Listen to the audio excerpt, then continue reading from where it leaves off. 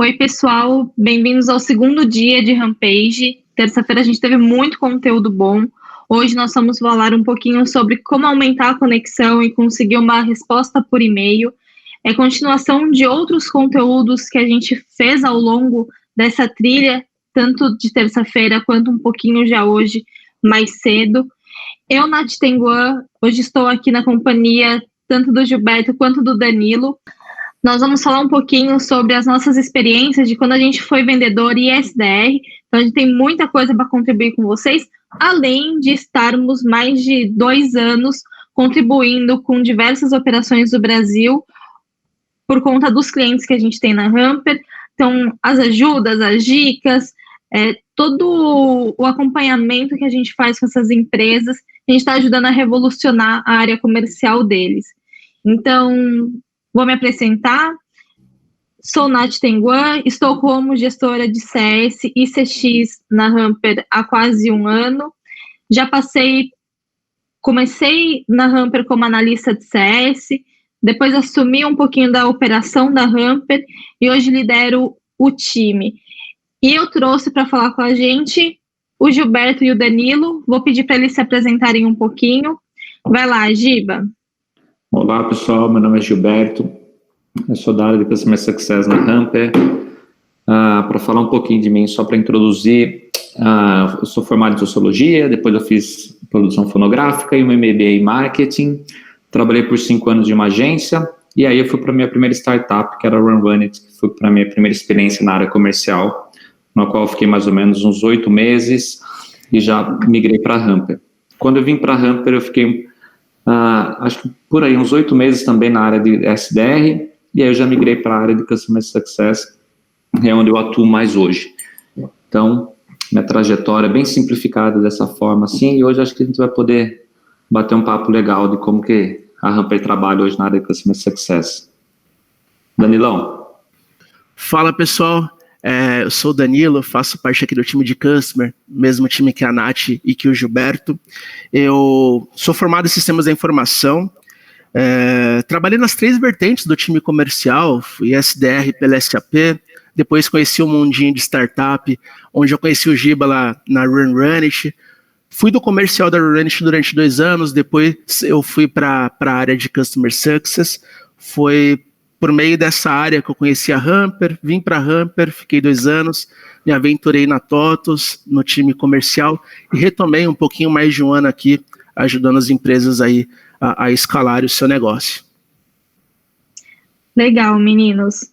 Obrigada pelas apresentações. Acho que o pessoal que está assistindo o conteúdo já conseguiu perceber que vamos trazer tanto coisas que a gente já viu no nosso dia a dia, coisas práticas, e também o que a gente vem ajudando as empresas, né, ensinando elas no decorrer dos nossos atendimentos, do suporte que a gente dá para a nossa operação no Brasil inteiro. E uma coisa que muitas empresas têm dificuldade, não é novidade, acho que para ninguém, a gente vê muito isso nas operações, principalmente quando a gente recebe novos clientes. Muito provavelmente uma das perguntas mais feitas é: e como que eu vou saber se eu estou indo pelo caminho certo? Como que eu consigo melhorar as minhas taxas de abertura? Como que eu consigo ser mais assertivo com a minha prospecção? Eu queria que vocês falassem um pouquinho sobre como essas empresas elas conseguem, se existe alguma técnica, algum jeito delas conseguirem se comunicar melhor, se conectar melhor com o prospect que elas estão procurando, que elas precisam abordar. Contem um pouquinho para a gente como que vocês faziam, como que vocês instruem as empresas a fazerem hoje. Pode ser, Danileira? Boa, pode ser sim.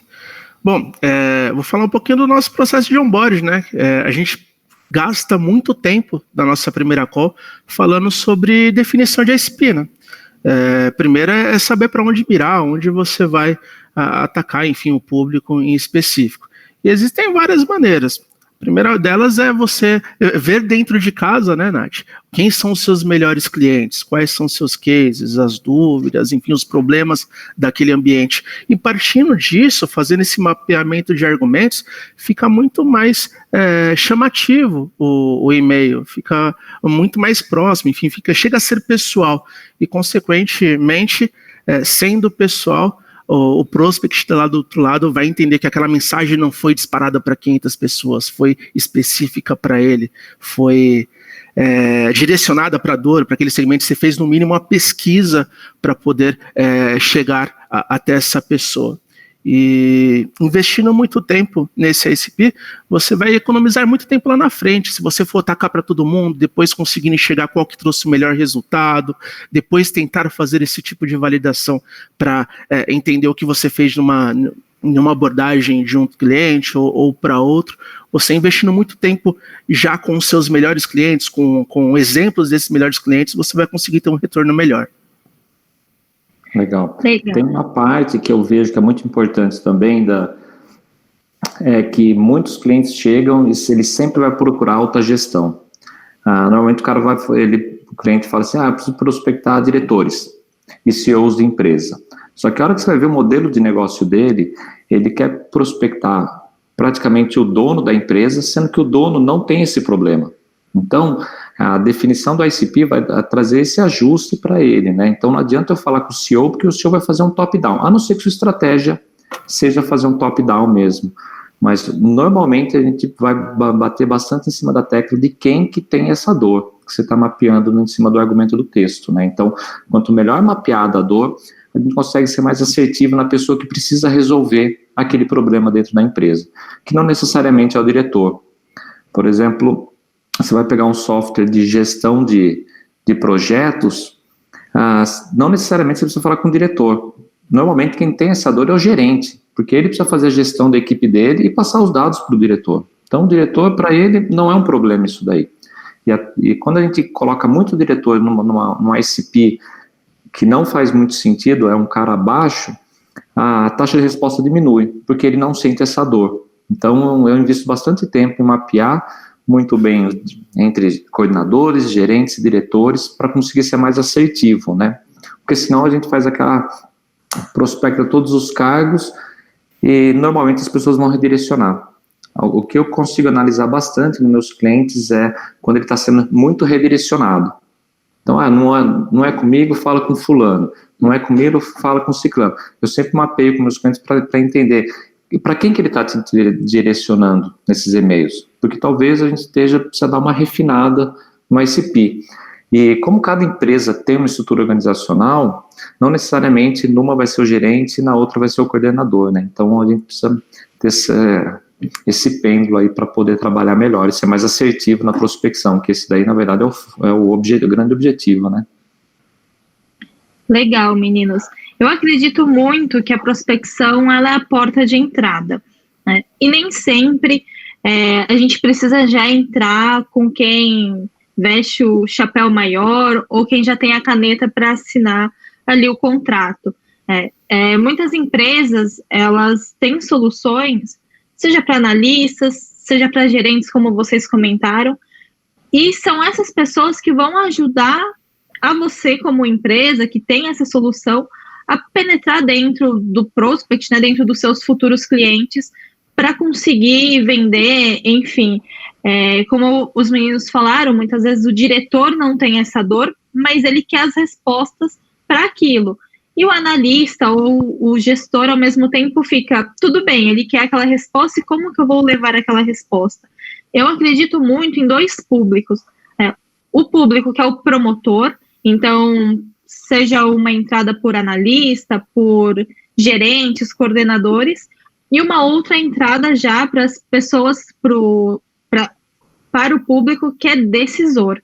Então, é o público que realmente vai aprovar o orçamento, vai conseguir enxergar ali na jornada do dia a dia de cada membro da equipe, como que aplica, né, aquela solução, se realmente faz sentido ou não. O que vocês acham desses ICPs diferentes, as empresas abordando, né, esses ICPs diferentes para que eles consigam um maior retorno de resposta?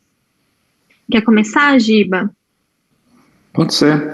Então, em suma, essa daí acho que eu sempre pontuo que é uma das partes mais importantes, além do copy de e-mail que a gente vai fazer, é ter muito bem definido quem que a gente vai prospectar.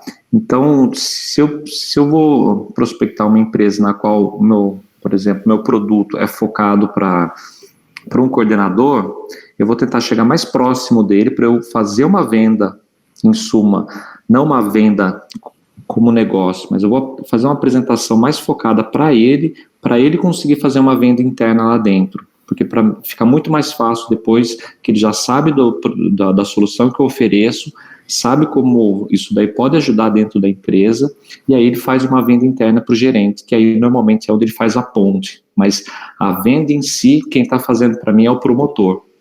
Mas isso varia muito, depende do produto que você está vendendo. Se o produto for para um analista, um coordenador, vamos entrar por esses caras, porque é eles que têm a dor, né? E se a gente conseguir sanar a dor deles com o nosso produto, com certeza ele vai subir isso daí, porque vai ser uma informação muito relevante para ele poder tanto levar para o gestor quanto aprovar a venda, né? Mas é bem interessante.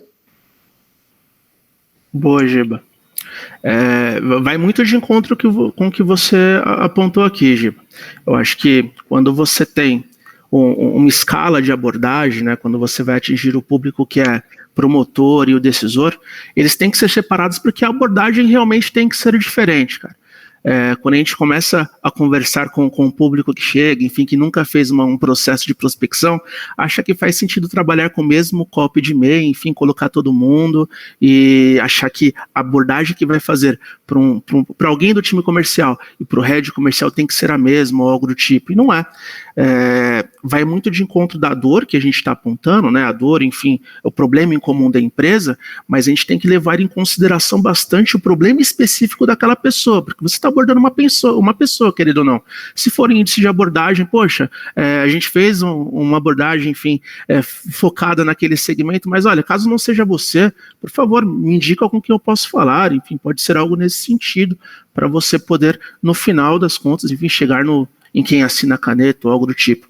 Mas é importante sempre levar em consideração que deve ser realmente dividido. A abordagem que você vai fazer para alguém promotor e alguém que é o decisor diretamente, enfim, tem que ser separado, sim. Legal, meninos. A gente falou bastante sobre como encontrar, né, como direcionar para o público certo essas mensagens, a importância de ter mensagens personalizadas para cada público. Também não adianta a gente ter o trabalho de segmentar os nossos prospects, mas utilizar o mesmo template de e-mail. Acho que essa é a pior perda de tempo que a gente tem, porque a gente fez um trabalho muito bom ali no início, a gente se dedicou a algo, e na hora de escrever a gente falou assim, vamos mandar tudo igual que dá na mesma, né? O meu produto ou o meu serviço, ele é o único, então no copy de e-mail eu posso simplesmente falar daquilo e tá tudo certo, né? E a gente acaba perdendo um pouquinho, e eu acho que é uma palavrinha mágica, algo que é mágico na área de vendas, que é o rapport, né? A gente se perde ali no meio do caminho, na conexão com esses clientes. E aí é muito fácil, a gente conseguiu fazer com que eles lessem a nossa mensagem foi passada, mas acabou sendo passada de forma errada, e é com isso que a gente precisa ter muito cuidado. Vocês querem complementar alguma coisinha sobre isso? Eu sempre falo nas calls de onboarding com meus clientes que é assim, legal, seu produto serve para varejo e para indústria farmacêutica. Tá, são dois segmentos opostos.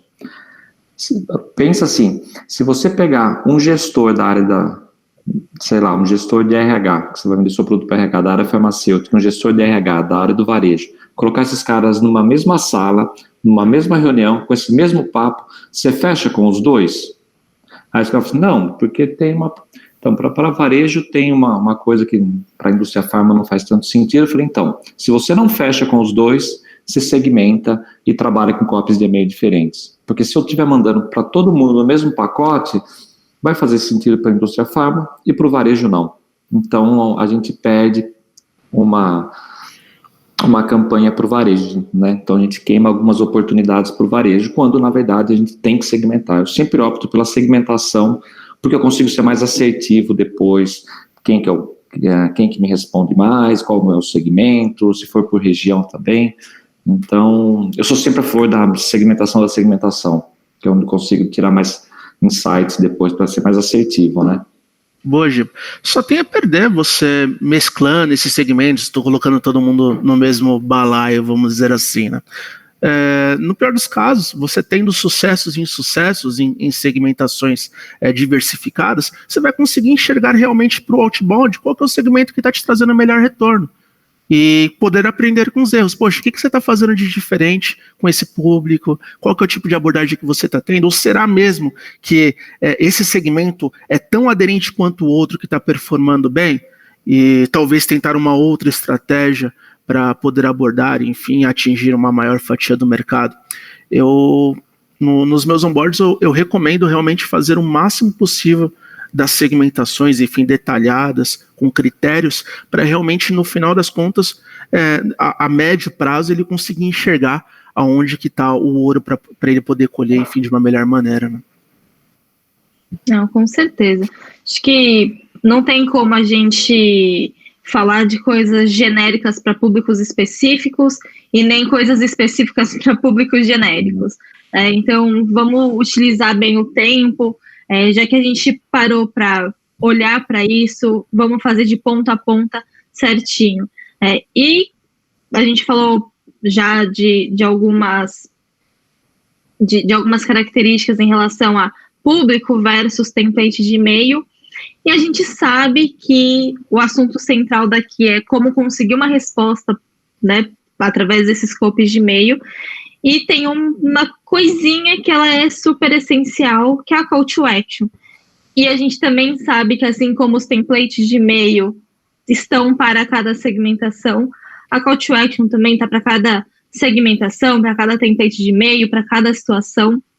Queria que vocês comentassem um pouquinho. Você começa, Danileira? Começo. Sobre call to action, chamada de ação. Até para call to action é importante você segmentar bem o público, né? Por exemplo, se você está filtrando por segmento de empresa, você está falando de um template onde você está tentando despertar o interesse desse público, você pode colocar, no Hamper tem aquela questão das variáveis e tudo mais, você pode colocar, poxa, aí na variável empresa, você está passando por esse tipo de situação também, enfim, da dor que você está exemplificando nos templates, isso para chamar a atenção do público direto, né? Existem várias call to actions, mas elas têm que ser bem definidas em cada template, né? Se você está falando de uma dor, você tem que fazer uma call to action simples, direta, objetivo, enfim, se você está falando num follow-up, algo no cenário de, olha, eu tenho interesse genuíno nessa conversa, tem que trazer de forma mais pessoal, enfim, orgânica, enfim, no template, para você não conseguir também ser algo forçado, entende? Tem que ser algo sutil.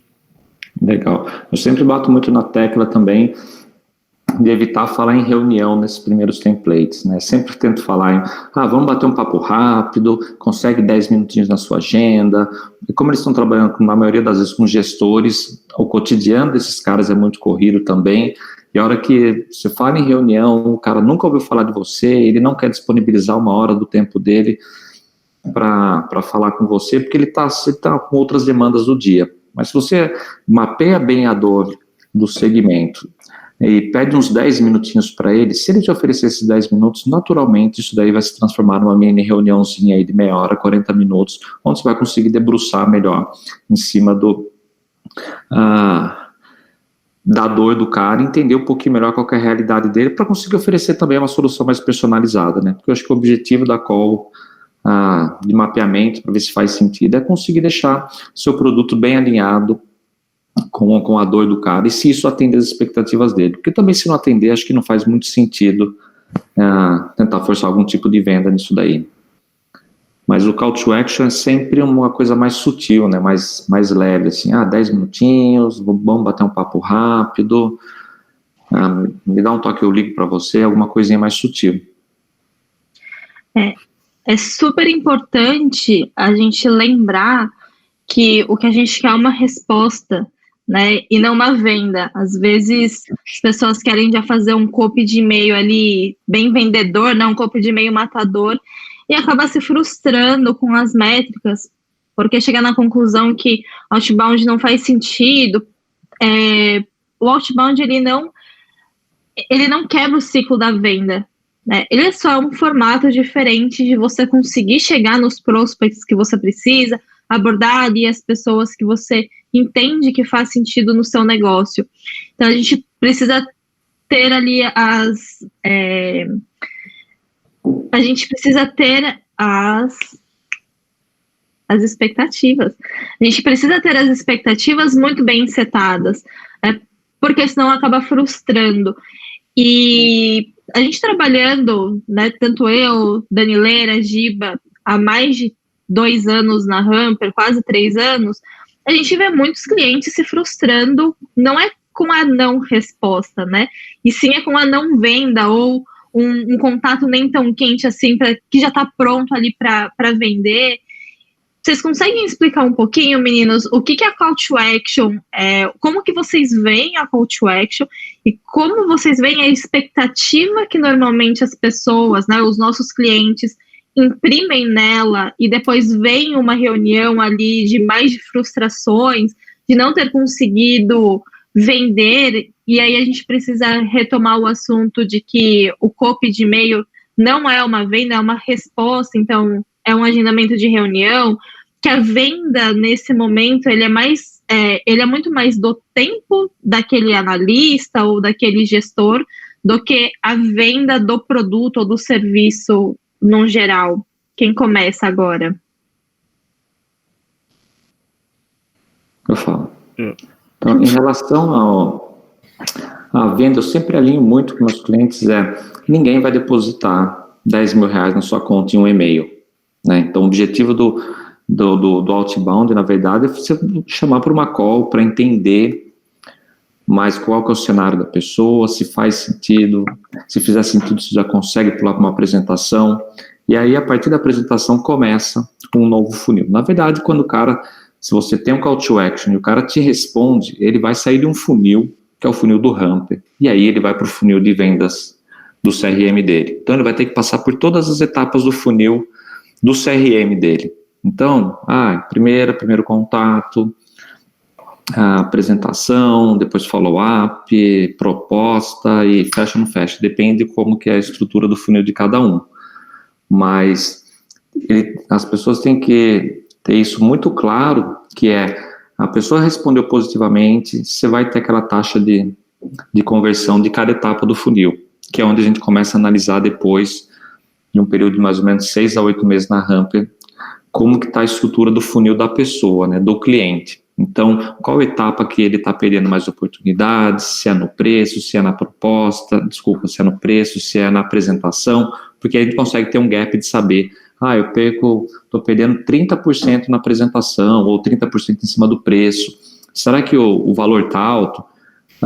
Não necessariamente, talvez não seja o público que você esteja mapeando para prospectar, porque o cara é muito relativo, né? Então, se você está prospectando pequenas empresas e quer vender um produto premium, normalmente vai ser mais difícil você conseguir engatar uma venda. Mas aí, estando bem alinhado com o público e o call to action bem claro, a chance de você conseguir reverter isso daí, passar por toda etapa do funil, ela é muito maior, né? Mas sim, há perda de conversão dentro do funil, tanto do Hamper quanto do funil de vendas. Boa, Giba. Concordo com o que tu disse. Eu procuro sempre alinhar quando o cliente consegue uma resposta positiva, né? Deixou alinhadinha lá call to action e tudo mais, os templates você exemplificou a dor. Nesses 10 minutos aí é o momento de você entender se existe uma sinergia do que você está ofertando e do que você está propondo para esse prospect, e sendo positivo, aí sim ele vai para o processo comercial, depois você vai fazer uma apresentação específica e tudo mais para correr todo o fluxo comercial.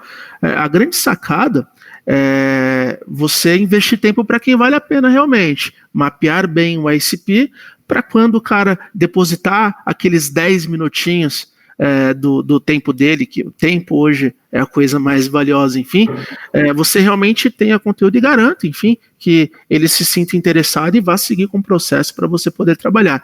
Não adianta nada você ter uma cadência onde tem um ICP, onde por histórico de vendas suas você converte 5% das reuniões, ter muitas respostas no Hamper, mas poxa, é algo que talvez você deva melhorar antes de disparar esse e-mail, né? Que é a definição do ICP específico. Então, antes de tudo, mapear ele, depois disso aí com certeza, você tendo um ICP adequado, você vai conseguir trazer boas conversões.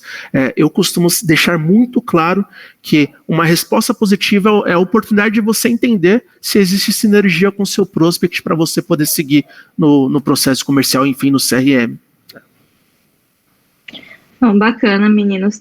Acho que setando bem as expectativas, as pessoas, né, seja o vendedor, o SDR, o time de marketing, esteja fazendo todas as ações em relação ao outbound, que entenda qual é o objetivo da call to action, setar todas as expectativas, né, que a gente tem com aquele e-mail, que a gente muitas vezes entende que no primeiro e-mail as pessoas pouco respondem, né? Elas querem saber se realmente aquela pessoa está a fim de falar com elas, né? Meio que um flerte ali no meio do caminho.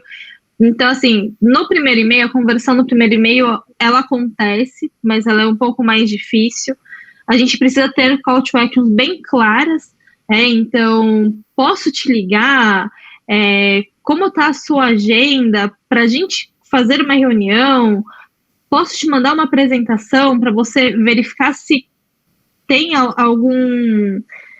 Se a gente consegue criar ali uma parceria ou não, e não simplesmente colocar algumas ações ali do tipo, eu posso te ligar algum dia da semana, né? O algum dia da semana vai ficar no algum dia, a gente não vai criar um laço tão forte. E para essa parte de call to action, a gente sabe que, de novo, né, além do perfil de cliente ideal que a gente já falou no comecinho, do template de e-mail que a gente precisa estar de acordo com aquele perfil, a gente também sabe que no outbound nós temos normalmente alguns envios de e-mails até para chegar em uma marcação de reunião, em um sim, podemos nos falar.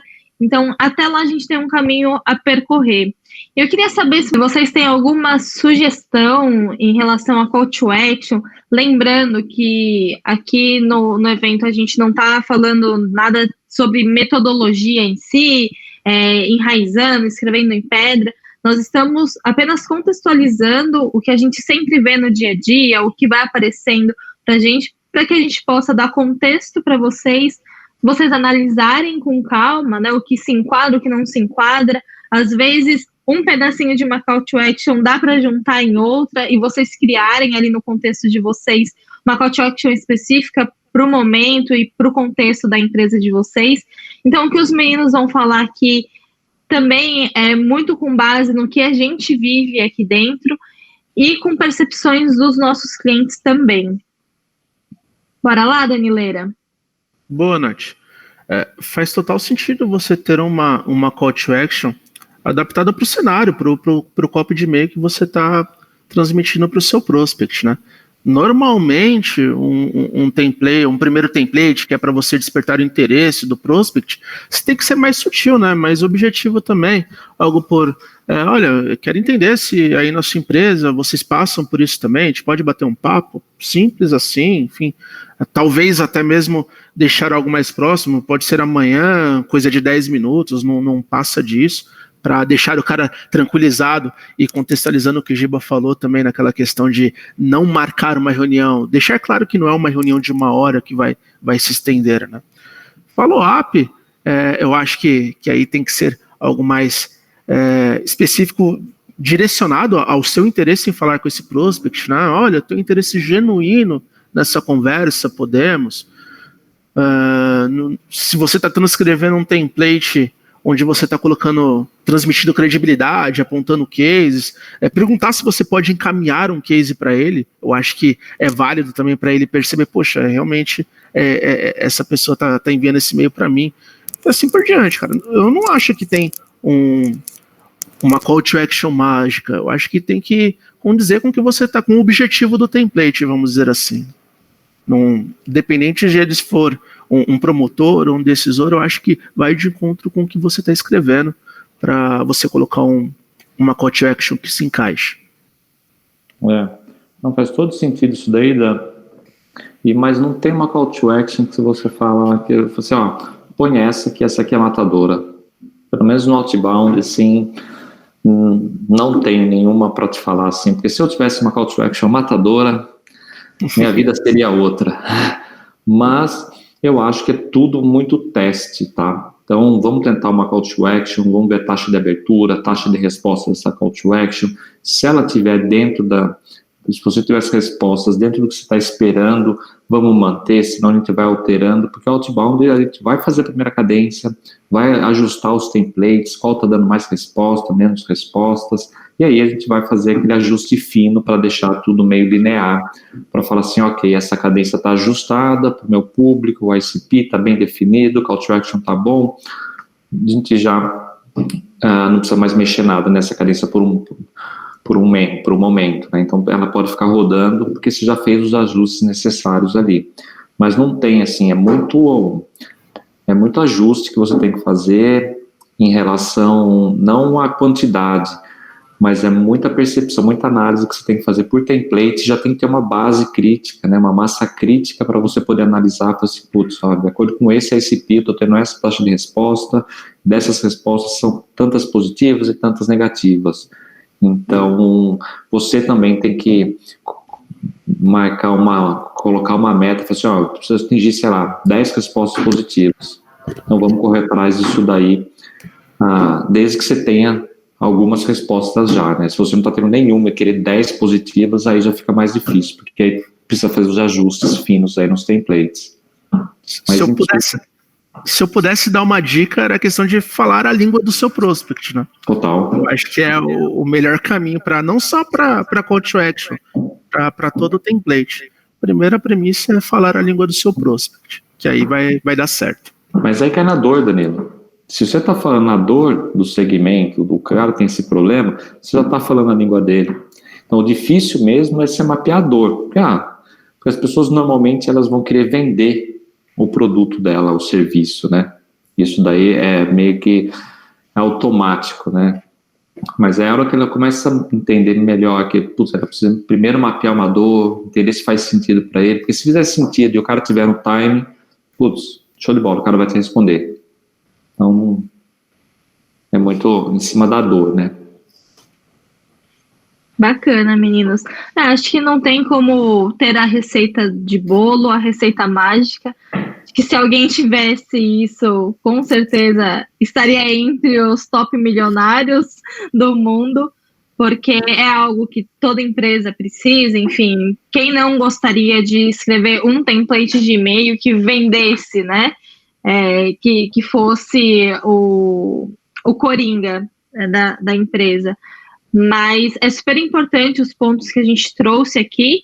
Então, só para a gente relembrar, nós começamos falando sobre a importância de fazer uma boa segmentação e dentro dela criar os templates de acordo com aqueles perfis. Então, nada de preguiça, nem de criar os perfis de cliente ideal e nem de criar os templates de e-mail para cada perfil.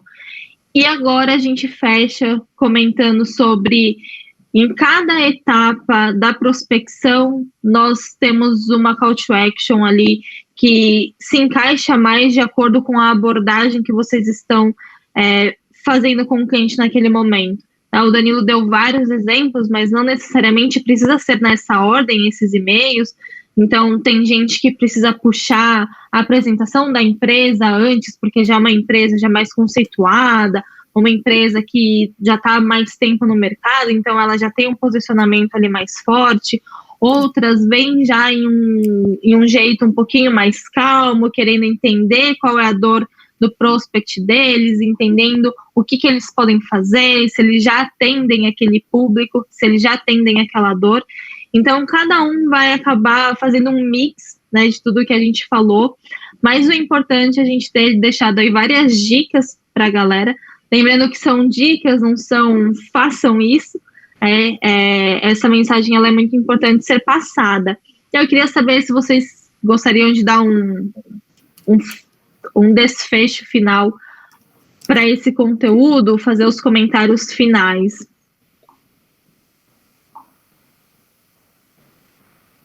Gente, eu acho que uns comentários finais outbound é muito teste, mas a partir do momento que se fez os ajustes, o outbound vai rodar. A ideia é que o Hamper faça o trabalho desse primeiro contato com você, né? Então, se sua cadência estiver ajustadinha, isso leva um tempinho, não é a primeira vez que você faz a cadência. Pode ser que sim, mas é muito difícil a gente já acertar todos os templates na primeira cadência. Então, não desanime em relação a isso daí, é normal. Pensa que você poderia estar ligando, você só está fazendo ajuste de template, então isso daí é muito mais suave. Depois que você ajustou isso daí, deixa que o Hamper toca essa parte inicial da prospecção e você vai só se preocupar em trabalhar com resposta. Depois que tiver tudo ajustadinho, deixa que o Hamper faz o trabalho dele e você consegue focar mais em reuniões e fechamento de negócio mesmo. Bom, Giba, é bem isso que a Nath falou, né? Não é um tiro de 100 metros. Existem os primeiros testes, existem as validações dos ISPs, entender o que está trazendo o melhor resultado, o que está trazendo pouco resultado, se esse pouco resultado é por conta de aderência, enfim, do que você está oferecendo para com o SP ou não, ajustar call to action, dor e tudo mais, para você ter tudo nivelado, né? E é essa a ideia que você tem que ter no início para depois você conseguir realmente trazer escala, enfim, otimizar aí o processo de prospecção. Essa é a ideia. Legal, obrigada, meninos, pelas considerações finais, pelas dicas finais. É super importante a gente fazer essa amarração final. Para o público, eu espero que tenha feito sentido tudo que a gente trouxe aqui. O pessoal vai deixar os nossos LinkedIns, enfim, a forma como vocês têm de se conectar com a gente. Eu, Danilo, Giba, estamos de portas abertas para ajudá-los. Temos algumas experiências. É legal a gente contribuir com vocês, seja no negócio de vocês, ou seja alguma dúvida pontual. Enfim, a gente realmente faz questão de estar interagindo com vocês. Fiquem à vontade de nos procurar. E se vocês querem ver mais conteúdo, se vocês querem ver outras palestras, né, repetir as que vocês já viram, se vocês ainda não são premium, sugiro vocês fazerem esse upgrade, comprarem o ingresso premium para ver ou os conteúdos anteriores, que é uma sequência de dicas que nós estamos dando, ou para rever esse conteúdo por várias vezes, por mais tempo. Então, fiquem à vontade. Espero ver vocês em outros conteúdos, né? Interagir com vocês também em outros conteúdos. E é isso por hoje, gente. Valeu! Boa! Valeu, galera. Valeu, tchau, tchau.